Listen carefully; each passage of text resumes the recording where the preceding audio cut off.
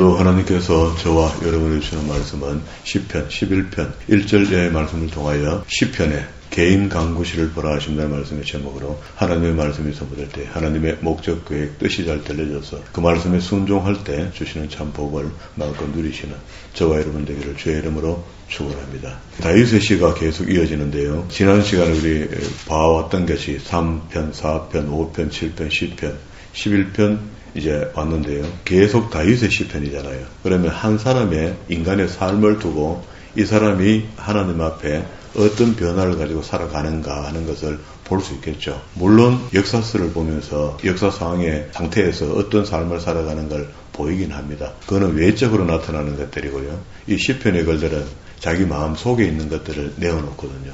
다시 이야기하면 영적인 부분들을 설명하고 있다. 이렇게 보면 됩니다. 그렇게 자기가 느끼는 것들, 당하는 것들, 이런 것들을 내어놓는데요. 오늘 11편에 와서는요. 다윗 자신에게 여호와만이 피난처다. 이걸 이제 고백하는데요. 1절에 그렇게 얘기합니다. 내가 여호와께 피하였거늘 하죠. 그런데 보세요. 너희가 내 영혼에게 새같이 내 산으로 도망하라 하면 어찌합니까? 우리 그런 말 있죠. 할 수만 해도 마귀사탄은 마지막 때에 우리를 미혹하는데 택한 백성이라도 그걸 미혹해서 자기 편으로 만들고 싶다는 겁니다. 이게 우리의 처해진 입장이라.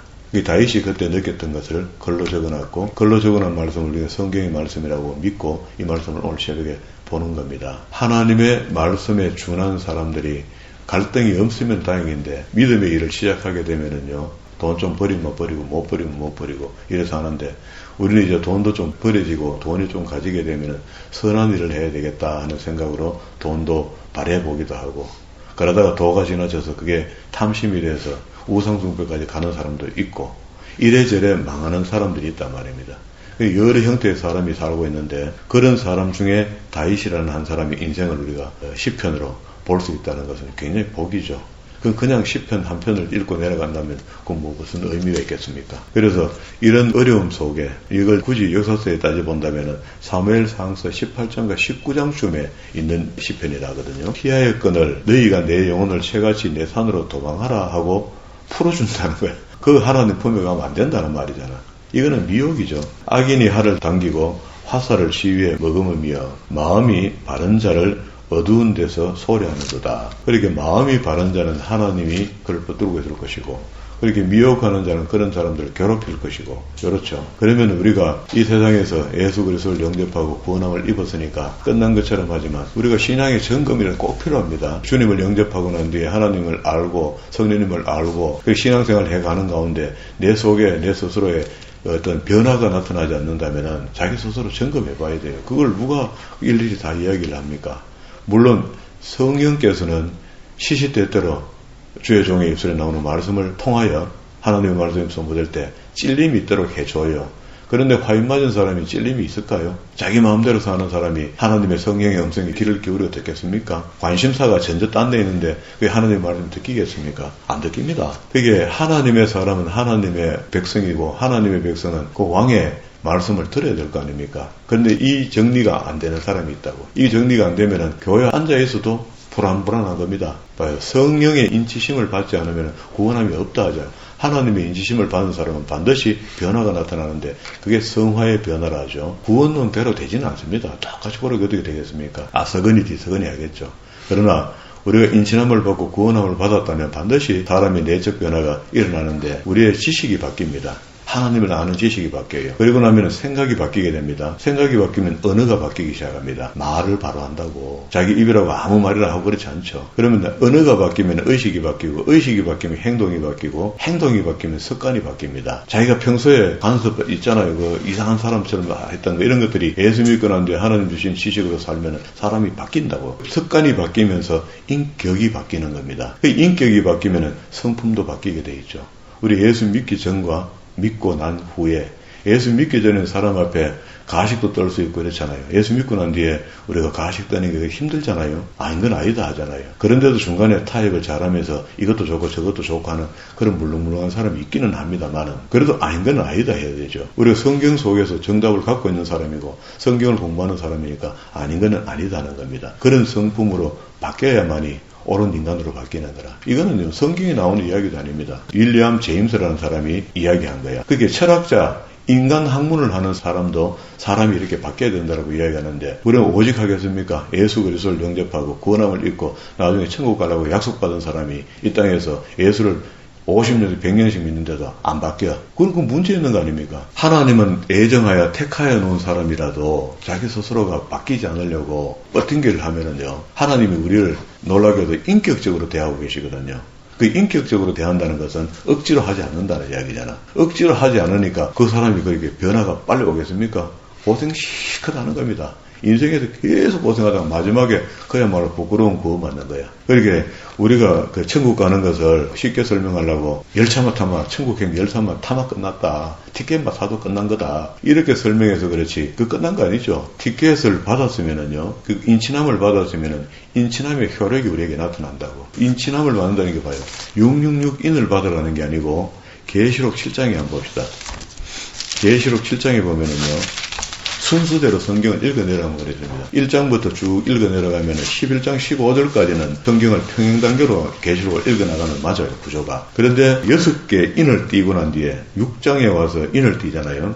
인을 6개를 딱 띄고 나면 환란이 계속 오죠, 이 땅에. 우리 사는 동안에 오는 것들입니다. 지금이 오고 있는지 갔는지는 잘 모르겠지만 적어도 사우디아라비아의 사막 위에다가 우박이 떨어지고 눈이 오고 하면 벌써 세상이 말세가 된 것 같아요. 그런 현상들을 우리가 그냥 막연히 이상기온이다 이렇게 이야기하면 그건 참 덜 떨어진 거고요. 그러면은 그런 현상들이 지금 그 매스컴을 통해서 우리가 듣게 될 때, 아, 이게 진짜 말세가 다 왔구나 하면 우리 신앙 한번 점검해 볼 필요 있잖아요. 그래서 6인 속에 그 일이 지나가는 건가? 수많은 사람들이 이제 죽게 될 것이고, 이번에 코로나를 통해서 중국에서 많은 사람이 죽은 거 우리 알죠? 숨겨버리니까 몰라서 그렇지. 공식, 비공식으로 죽은 사람들이 수가 상당히 많습니다. 그렇게 많은 사람들이 죽어나간다. 그래서 6째 인을 뛸 때, 6장 12절에 보세요. 내가 보니 6째 인을 떼실 때에 지진이 나며 해가 검은 털로 짠 상복같이 검어지고 달은 온통 핏빛이 된다. 이런 이상한 천체 현상들이 막 바뀌는 일이 벌어지고 하늘은 두루마리처럼 말리는 현상도 나타나고 산과 섬이 막 멀어졌다 가까워졌다 하는 건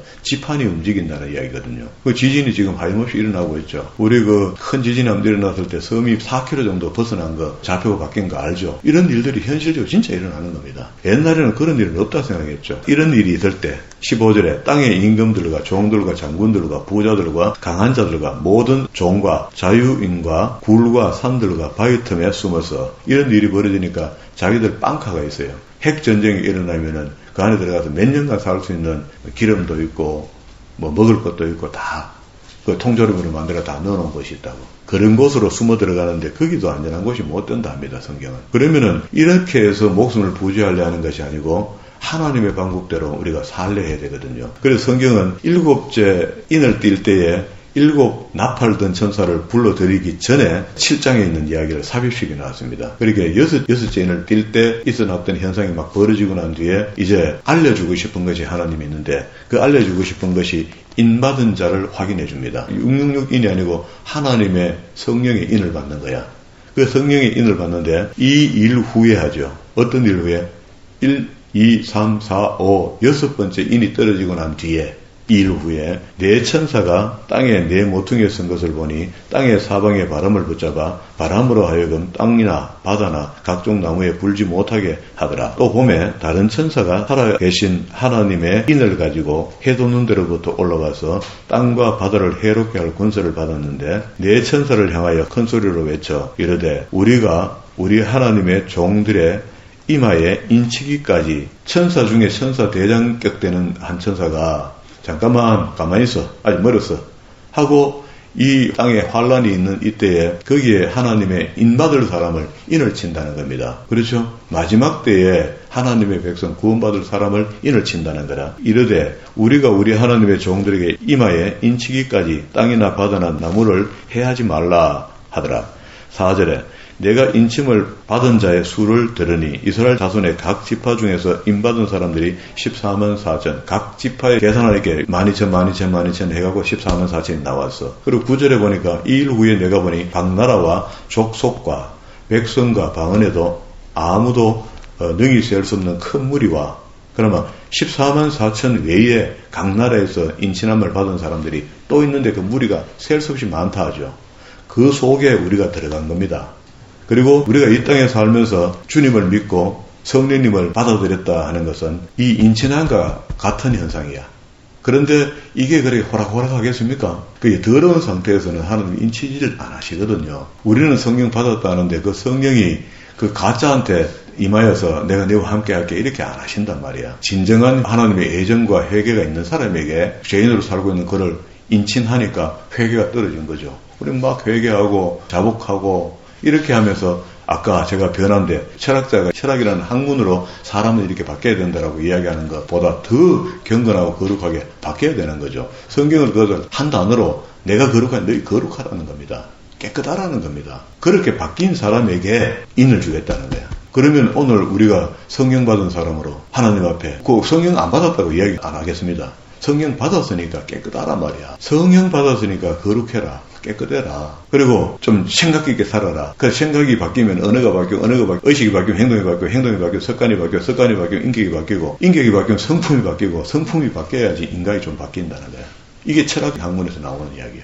그러면 우리 거룩한 하나님의 비친 백성으로 인침받은 사람이 안 바뀌고 있어. 그 내면 조사해봐야 됩니다. 영적 진찰기름 되어봐야 되는 거야. 성령으로. 대부분 수에 미치지 못하면 그 부끄러워야 하겠습니까? 지금 만약에 오늘 주님 그만하고 심판하시면은 이런 인격에 도달하지 못한 사람이 그 거룩하다 할 수 있겠습니까? 거룩하지 않으면은 결국 인받지 못한 사람이 되는데 우리 구원의 문제를 이야기하는 겁니다. 우리는 다 철떡까지 믿고 있는 구원에 대한 이야기예요. 그리고 난 뒤에 8장 1절에 일곱 번째 인을 뗄 때 일곱 천사가 왔다라 하고 일곱 천사 재앙이 또 임한단 말이야. 그러면은 첫 번째 인재앙이 임할 때 날아갈 사람 거의 다 날아갑니다. 가짜들은 다 날아가. 그래서 여기다 표시해 놓은 것 같아요. 하나님께서. 요한에 요거 적어놔라 중간에. 인재앙이 연급 올 건데 그 중간에 요거 적어놔라. 그렇게 꼭 깨닫도록 해주는 겁니다. 우리가 지금 인재앙이 쭉 오고 나팔장이 오면은 알 것 같아갖고 딱 기다리다가 이거 찬스 요쯤 되면 내가 민덕해야 되겠다. 이거 가능할 것 같아요? 택도 없습니다. 그러니까 우리가 믿기로 작정한 날부터 지금까지 변질 없이 변함없이 꾸준히 하나님을 바르게 믿고 있어야 되는 거죠. 여기 지금 다윗도 우리처럼 이렇게 예수 그리스도가 오셔서 우리를 영접해 주겠다고 우리의 죄를 사해 주겠다고 이렇게 확정을 안 줘도 이미 이 사람은 하나님 편이 되어 있는 사람이야. 이런 사람을 보고 인친함을 받았다는 겁니다. 그렇게 하나님을 고백하는데 보세요. 우리 생각은 전 다릅니다. 우리는 먹고 사는 문제 때문에 걸걸거리고 우리 신앙 전체를 거기다가 걸어놓고 있지만 그래서 그렇게 하지 말라는 겁니다. 그렇게 먹는 거 입는 거 그거 네 용서받지 안 돼. 내가 해주는 거야. 하늘에 세봐. 예수님이 하신 말씀입니다. 덜의 백합화를 보란 말이야. 그러면서 성경 붙들고 계시면서 매 게으름뱅이가 돼갖고 말이야. 아무것도 노타치하고 나는 하나님만 믿음을 택하고 그래서 살면 그거 되겠습니까? 그 하나님의 은혜가 임하겠습니까? 없죠. 어떤 식으로든지 최선을 다하여 하나님이 명령하신 말씀에 순종하려고 하는데 그래서 딱 한마디로 딱 올라가서 설명하면 처음에 아담에게 하와에게 주시는 말씀이 있잖아요. 인간은 땀 흘려 일하며 살아야 된다. 그게 우리한테 주는 사명처럼 되어 있어요. 그래서 이 땅에서 사는 것이 어떤 형태로 비참하게 살든 화려하게 살든 사는 것으로 그것이 하나님의 선전판이 되어 있으면 되는 겁니다. 돈 많은 게 잘못된 게 아니고 돈 없는 게 잘못된 게 아니고 어떤 상황에 하나님이 나를 붙들어 주더라도 그 붙들어 준 상황에서 최선을 다해 하나님의 영광을 위해서 그래서 향기를 뿜고 진리의 빛을 비추며 살아가는 겁니다. 그러면 되는 거죠. 있다고 다 영광을 나타내고 없다고 영광을 못 나타내고 그건 말이 안 맞지 않습니까? 없는 곳에서 있으면 있는 곳에서 하나님이 내게 주신 것에서 최선을 다한다. 다윗은 여기서 여호와가 내 피난처라 했습니다. 피난처에 갔더니 세상에 미워가는 것들이 그거 왜 갔노? 산으로 도망가라 하죠. 도망갈 곳이 우리가 어디 있습니까? 전부 다 하나님 손바닥 아니죠. 4절에 여호와께서 그의 성전에 계시고 여호와의 보좌는 하늘에 있으며 그의 눈이 인생을 통촉하시고 그의 안목이 그들을 감찰하시도다. 여호와는 의인을 감찰하시고 악인과 폭력을 좋아하는 자를 마음에 미워하시는도다. 그런데 폭력과 악인의 행동을 아까 우리 덜 떨어진 사람 철학자 윌리엄 제임스가 했던 말보다도 더 못하게 수준에 맞춰서 사는 사람 말이야. 우리가 철학보다도 훨씬 나은 학문을 하면서 철학보다도 못한 삶을 살아가 되겠습니까? 그러면 지금 여기서 이야기하는 거는 악한 사람 하나님을 모르는 사람을 악인이라는 거야. 그러면은 악인과 폭력을 좋아하는 자를 하나님께서 기뻐해요? 택도 없습니다. 그런 사람은 천국에 들어가지 못합니다. 그러면은 내가 봤을 때 예수 믿기는 믿는다 하는데 딴 사람 눈에 내가 악하게 보여봐요. 이 목사 저 사람 못 손대죠. 맨날 돈이나 탐하고 말이야. 이런 소리 듣고 내가 천국 아이고 참. 성경 그런 사람 천국 못 들어온다 해요. 우리 목적이 천국 갈 목적 아닙니까? 그게 예수 실컷 잘 믿고 난 뒤에 조직에 몸담고 했다가 마지막에 정리해보니까 안 돼. 무게가 너무 무거우면 땅에 가만히 있어야 돼. 그러면 그 얼마나 서글픈 일입니까? 그렇다고 해서 그것도 누구 위로할 사람이 있습니까? 그냥 가는 사람 가버리고 남을 사람 남게 돼 있다. 봐서 일하는데 하나는 노임을 당하고 하나는 들림을 당한다 하잖아요. 그걸 갖다가 어떻게 할 수는 없지만 그래도 우리가 희망이 있을 때, 점검해 볼 수 있을 때 하나님의 말씀으로 나를 점검한다. 그러면 하나님이 기뻐하시는 삶을 살려면 거룩하고 깨끗해라. 그러면 악인과 폭력하는 자를 하나님 미워하시는데 그럼 이 자리에 있을 것인가? 악인이 강도를 지칭하는 건 아니다 했잖아요. 악인에게 그물을 던지시려니 불과 유황과, 이 불과 유황은 지옥을 묘사하는 거죠. 태우는 바람이 그들의 잔에 소득이 된다. 뭐라고 끌어모으고 매일 돈 가면서 사는데 예수 믿는 사람이 그렇게 살면 그거 참 보기가 싫습니다. 그런데 안 그러면 우야놓고 하는데, 안 그러면 우야하는 게 아니고 왜 하나님 앞에 목구멍을 대놓지 않고 말이야 세상에 목구멍을 대고 있단 말이야.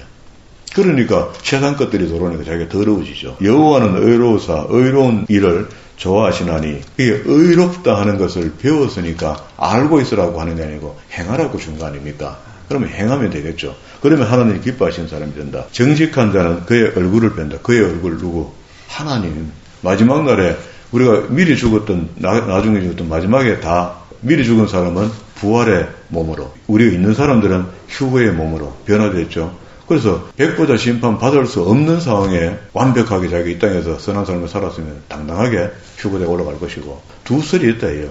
마지막에 힘보자 심판을 받는다 전부 다. 그리고 또 이미 구원받은 사람은 그런 거 없다 라고 하는데, 이랬든 저랬든 그거는 우리가 상관없는 거라. 그건 하나님 몫이다 이제. 우리가 죽고 난 뒤에는, 그죠? 마지막 심판하러 오실 때 내가 구원함을 입을 만큼 당당하게 살았든지 안 살았든지 이거는 지나간 사건이야. 이미 우리 수가 다하는 날 끝난 거야. 끝났기 때문에 힘보자 심판 안 받아도 구원받을 사람은 구원받을 것이고, 받아도 구원받을 사람은 구원받을 겁니다. 그러니까 이건 상관이, 그런 거 따질 필요 없어요. 그러면 힘보자 심판 앞에 나갈 때까지 우리가 이 땅에 사는 것을 이야기하는데, 짧으면 70, 길면은 80하는 인생을 살면서 매일 하나님이 미움받는 행동하다가 갔는데 그게 보장이 되겠습니까? 그 아까 요한계시록 7장에 있는 인을 받은 사람이겠어요? 그거는 아무도 몰라. 자기만 알아, 자기만. 성경을 좀 보고 말이야. 공부하고, 그 자꾸 찔림이 있는데도 불구하고 자꾸 외면하고 살았으면 그 결과가 뻔하겠죠. 그런 사람까지 하나님께서 구원시켜주지 않는다는 겁니다. 12장으로 넘어갔습니다. 이게 주제는요, 경건한 자와 순결한 말씀입니다. 하나님의 말씀은 변함이 없습니다. 어제나 오늘이나 다윗 때도 하나님께서 하신 말씀이 이 성경에 기록됐고, 오늘 우리가 이 땅에 신약시대에 살아가는데도 예수님의 말씀으로 하나님의 말씀이 다 보정되고 증거돼서, 구약에는 오실 예수님을 설명했다면 신약에는 오신 예수님을 설명하고 있고, 그가 하신 일이 뭐냐? 그가 하신 일이 이적과 기적을 일으키는 게 이거는 아무것도 아닙니다. 아무것도 아니고, 그가 오셔서 우리에게 구원받을 사람으로 살아라고 십계명에 있는 율법을 복음으로 영적으로 재해석해 준 거 아닙니까? 포커스가 거기 있는 겁니다. 구약에서도 역시 하나님의 백성으로 사는데 요게 필요하다 하고 언약 맺기까지 하면서 피의 언약을 하면서 맺게 한 것이 십계명을 기준한 시행시행칙이야. 이걸 가지고 이대로 살면은 내가 너희 아버지가 될 것이고, 이대로 살지 않으면은 너희 아버지는 마귀가 된다. 그런 말이잖아요, 그게. 그런 말이니까 우리가 경건한 자, 그리고 또 하나님의 순결한 말씀을 경건한 자만이 받아들일 수 있는, 여호와여 도우소서 경건한 자가 끊어지며 충실한 자들이 인생 중에 없어지나이다. 다윗이 도망다니다 힘들어지니까 하나님께 이런 고백을 드린 겁니다. 그들이 이웃에게 각기 거짓을 말하며 아첨하는 입술과 두 마음으로 말하는도다. 우리가 예수 믿는 사람 속에도 제가 봤을 때는요, 하나님을 두 마음으로 믿는 사람들이 많이 있습니다. 봐요. 우리가 666인을 마지막에 피해야 되는 것은 맞는데, 그게 뭐라고요? 정확한 답은 아무도 못 내립니다. 아무도 못 내린다고. 성경의 해석을 갖다 붙이고 옛날에 목사님들이 갖다 설명해 준 거 지금 생각해보면 어처구니 없는 적용이거든요. 그러게 지금 보세요. 코로나 전에는 코로나 그 백신 맞으면 다 죽는다 하고 그거 받으면 전부 다 666인 맞는 거라 했는데 아무 문제가 없어요. 그게 우리가 알만한 것들로 온다면 마귀가 아니죠. 우리가 이겨내버리죠, 대반에. 교묘하게 오게 될 거거든요. 그 교묘함 속에 우리한테 다가올 때 내가 성경의 지식이 얼마나 있느냐에 대해서 어머야 이건갑다 하고 그때 머리에 깨달음을 주는 것이 누가 줘요? 우리와 함께 하신 성령께서 말씀을 깨닫게 도와준다잖아요. 그때 체크가 되는 거야. 아, 그럼 이건 하면 안 되는 거구나 하고 불가항력적으로 받을 수밖에 없는 상황이 됐는데도 그 마귀가 주는 선물을 우리가 NO 하고 안 받는 겁니다. 그럼 당장 굶어 죽어요. 굶어 죽는데도 성경이 말씀하시기를 하늘의 새를 봐라, 땅의 백합화를 봐라, 내가 입히고 먹인 거 아니냐. 라고 하는 그 말씀을 믿고 하나님이 내가 이 유혹에서 미혹에서 반대하면 틀림없이 하나님께서 나를 입히시고 먹이시고 알아서 할 거야 라고 믿는 게 666을 안 받는 겁니다. 무슨 표식을 받는다면 그거 표식 안 받으면 끝나잖아요. 표식이 아니야. 의식이야, 의식. 그런 우리가 감당치 못할 의식이 올 건데 그때 마지막에 내가 할 수 있는 액션은 성경대로 하는 겁니다. 성경대로. 평소에 성경을 얼마나 진지하게 배우고 진지하게 공부했고 진지하게 이 말씀을 대했는가. 여기에 결론이 지어지는 겁니다. 믿음의 사람들은 다 그렇게 살고 있어요. 여호와께서 3절에 모든 아첨하는 입술과 자랑하는 혀를 끊으시겠다. 우리가 요 잘 보이갖고 구원받고 저 잘 보이고 구원받고 이런 거 아니잖아요. 말씀대로 사니까 그걸 옳다 인정함을 받는 거죠. 그들이 말하기를 우리의 혀가 이기리라. 우리의 입술이 우리의 것이니 우리를 주관할 자가 누구려 하미로다. 입으로 말 잘하는 사람 우리 모친이 캐요. 살았을 때. 입으로 떡을 내가 조선이 다 갈라먹는데 오늘도 여기서 떡을 해갖고 내가 갈라주면 입으로 다 갈라주면 그 집에도 한 말 주고 저 집에도 한 말 주고 저쪽 집에도 한 말 저쪽 교회도 한 10말 다 줘라. 입으로 하네. 입으로 해가 안 된다. 여기 지금 입술은 우리의 것이니까 입을 마음대로 그러니 입술이 내 것이지만 내 말을 하는 것이 아니고 여호와의 말씀이 내 입에서 엎조려지면 얼마나 좋겠습니까? 5절 여호와의 말씀이 가련한 자들의 눌림과 궁핍한 자들의 탄식으로 말미암아 내가 이제 일어나 그가 원하는 안전한 지대에 두리라 하시는도다. 아멘입니다. 예? 결국 우리가 하나님의 보호하심을 받아야 온전한 보호가 된다. 그게 666인을 받기보다는 하나님의 거룩한 인을 받으려고 공부하고 준비하고 6절에 여호와의 말씀은 순결하며 흑도간 위에 7번 단련한 은 같다. 우리가 지금 말씀을 대하는 태도를 좀 바꿔봅시다. 우리는 금을 99% 된 금을 재련할 때요. 한 번 재련한 것을 99.9%로 순금으로 그냥 받아들여요. 그런데 하나님은 하나님의 말씀을 그런 한 번 재련한 것으로 하나님의 말씀이라 순금이다 이렇게 이야기하지 않았습니다. 여기 뭐라 합니까? 7번 단련한 은과 같도다. 이렇게 또 태우고 또 태우고 또 태우고 해서 찢기게 하나도 없는 그것이 하나님의 말씀이라는 거라.